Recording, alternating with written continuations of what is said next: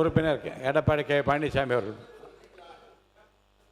மாண்புமிகு பேரவைத் தலைவர்களே, மாண்புமிகு தொழில்துறை அமைச்சர் சொன்னாங்க, அவங்களுடைய ஆட்சியில் நீங்கள் 1 லட்சம் கொண்டாந்துருக்கிறீங்க, அதில் எந்த ஒரு தவறு இல்லை. அதே போல் அனைத்து இந்திய அண்ணா திராவிட முன்னேற்ற கழக ஆட்சி இருக்கின்ற பொழுது 2015 தான் மாண்பு இதயம் புரட்சித் தலைவி அம்மா அவர்கள் தமிழகத்துடைய முதலமைச்சராக இருக்கின்ற பொழுது தான் இந்த தொழில் முதலீட்டாளர் மாநாட்டை முதல்ல நடத்தினாங்க.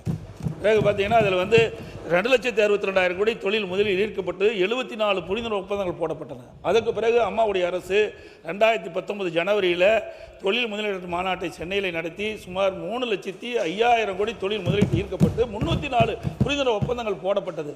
இது புரிந்துணர்வு ஒப்பந்தம் போட்டோம்னே உடனே தொழிற்சாலை வந்துடாது.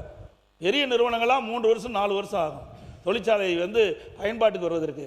ஒரு தொழில் புரிந்துணர்வு ஒப்பந்தம் போட்ட உடனே அதற்கு முதல் நிலை எடுக்க வேணும், பிறகு அனுமதி வாங்கணும், மத்திய அரசு மாநில அரசு பல அனுமதி வாங்க வேணும், பிறகு கட்டடம் கட்ட வேணும், அதுக்கு உண்டான எந்திரங்கள் பொறுத்து வேணும், அதுக்கு ஊழியர் அமைக்க வேணும், நிரந்தரம், அதுக்கு வங்கியில் கடன் பெற வேண்டும். இவ்வளோ பிரச்சனை இருக்குது. உடனே புரிந்துணர்வு ஒப்பந்தம் போட்டால் எந்த தொழிற்சாலையும் பயன்பாட்டுக்கு வராது. ஆக பல புரிந்துணர்வு ஒப்பந்தங்கள் பயன்பாட்டுக்கு வரும், பல புரிந்துணர்வு ஒப்பந்தங்கள் வராமலும் போகும். ஆகவே புரிந்துணர்வு ஒப்பந்தங்கள் போட்டதெல்லாம் நடைமுறைக்கு வருது என்பது சாத்தியமில்லை.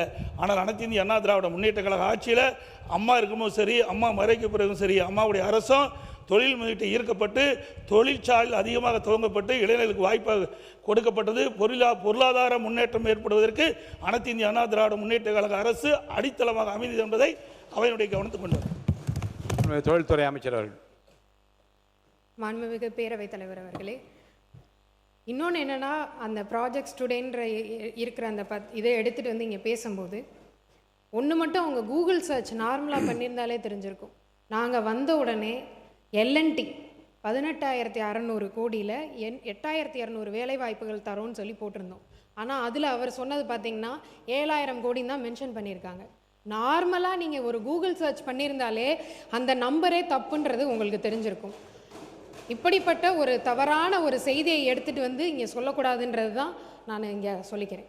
மாண்புமிகு உறுப்பினர்களுக்கு பழைய நிகழ்வுகளிலே நடந்த ஒரு விவாதத்தை பற்றி ஒரு குறிப்பை நான் இங்கே சொல்லுவது பொருத்தம் என்று கருதுகிறேன்.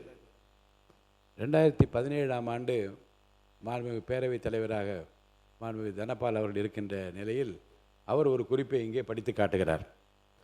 1998ஆம் ஆண்டு மார்ச் திங்கள் 20ஆம் நாள் அன்றைய முதலமைச்சர் மாண்புமிகு முத்தமிழறிஞர் மு கருணாநிதி அவர்கள் பத்திரிகையில் வருகின்ற ஏசியங்களை வைத்து நாம் இங்கே விவாதம் செய்வது அழகல்ல என்று குறிப்பிட்டுள்ளதையும், 2011ஆம் ஆண்டு ஜனவரி 12ஆம் நாள் இன்றைய எதிர்க்கட்சி தலைவர் அவர்கள் அன்றைக்கு உரையாற்றுகையில் சொன்னதை மீண்டும் பதிவு செய்கிறேன் என்றும், அன்றைக்கு பேரவை முன்னவராக இருந்த மாண்புமிகு பேராசிரியர் க அன்பழகன் அவர்கள் 2010ஆம் ஆண்டு நவம்பர் திங்கள் 10ஆம் நாள் இங்கே உரையாற்றுகையில் குறிப்பிட்டதையே மீண்டும் பதிவு செய்து எதிர்க்கட்சி தலைவர் அவர்கள் எழுப்ப நினைக்கிற பிரச்சனைக்கு நான் மறுப்பதற்கான காரணத்தை விளக்கிற உடனே பேராசிரியர் பெருந்தகை பிறந்த பெரியவர் அன்பழகன் அவர்கள் சொன்னது, ஒரு செய்தி தன்னுடைய காதிற்கு வந்தால் கூட அது குற்றச்சாட்டு வடிவம் எடுக்கிறது என்று சொன்னால் அந்த குற்றச்சாட்டு பிளே ஸ்டோர் மற்றும் ஆப் ஸ்டோரில் இருந்து பாலிமர் செயலியை QR கோடு மூலம் பதிவிறக்கம் செய்யுங்கள்.